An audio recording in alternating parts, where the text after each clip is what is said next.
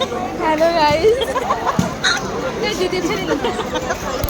हम लोग आए राजबाड़ी का मेला में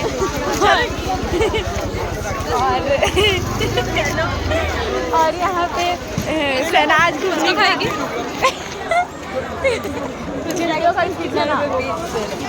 गाइस, ये शहनाज, इसका इच्छा है पाव भाजी खाने का पर उस पाव भाजी का रेट 50 रुपया होने के कारण शहनाज बोल रहे हम नहीं खाएंगे। खा रहे, चल हम खिला रहे थे बर्गर से ऐसे ही बोले बर्गर खाएंगे। मेरे पास चूरी लगी है, चूरी लेके मांगते चलेगी। नहीं गाइस, सब्जी रखी, इसीलिए वो चूरी लेना चाहती है। सुन ना, देख के लेवे के ना क्या कर दो चूरी? मम्मी सब्जी रखे, मम्मी गाइस सब्जी रखेगी। गाइस इसमें मम्मी सब्जी रखेगी। अब